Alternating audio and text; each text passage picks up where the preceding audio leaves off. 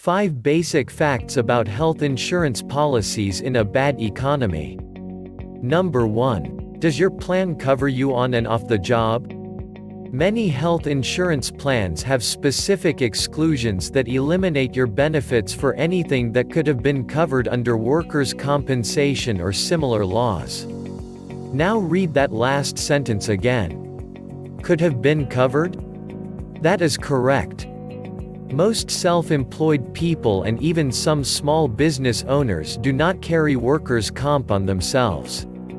There are designed insurance plans that will cover you on and off the job, 24 hours a day, if you are not required by law to have workers' compensation coverage. Number 2. Are you writing it off? Independent contractors in 1099s, home-based business owners, professionals and other self-employed people generally are not taking advantages of the tax laws available to them. Many people who are paying 100% of their own costs are eligible to deduct their monthly insurance payments. Just that alone can reduce your net out-of-pocket costs of a proper plan by as much as 40%. Ask your accounting professional if you are eligible and/or check out the IRS website for more information.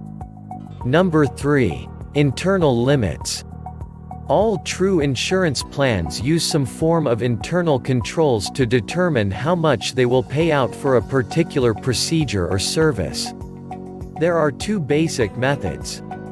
Scheduled benefits.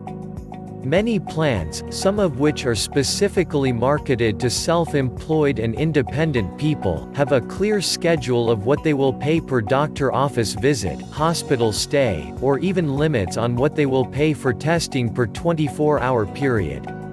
This structure is usually associated with indemnity plans. If you are presented with one of these plans, be sure to see the schedule of benefits in writing. It is important that you understand these type of limits up front because once you reach them the company will not pay anything over that amount. Usual and customary. Usual and customary refers to the rate of payout for a doctor office visit, procedure or hospital stay that is based on what the majority of physicians and facilities charge for that particular service in that particular geographical or comparable area. Usual and customary charges represent the highest level of coverage on most major medical plans. Number 4. You have the ability to shop. If you are reading this, you are probably shopping for a health plan. Everyday people shop for everything from groceries to a new home. During the shopping process, generally, the value, price, personal needs and general marketplace gets evaluated by the buyer. With this in mind, it is very disconcerting that most people never ask what a test, procedure or even doctor visit will cost. In this ever-changing health insurance market, it will become increasingly important for these questions to be asked of our medical professionals. Asking price will help you get the most out of your plan and reduce your out-of-pocket expenses. Number 5. Networks and discounts. Almost all insurance plans and benefit programs work with medical networks to access discounted rates.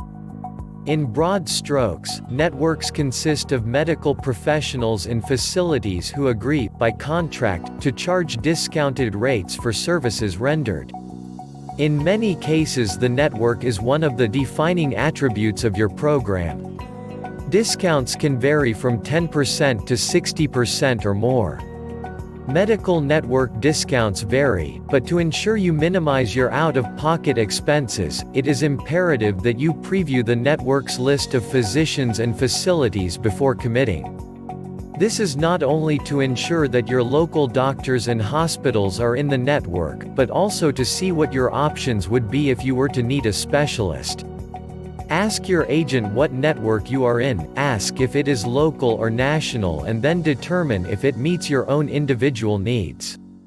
If you want to know more about healthy programs, please check the descriptions below.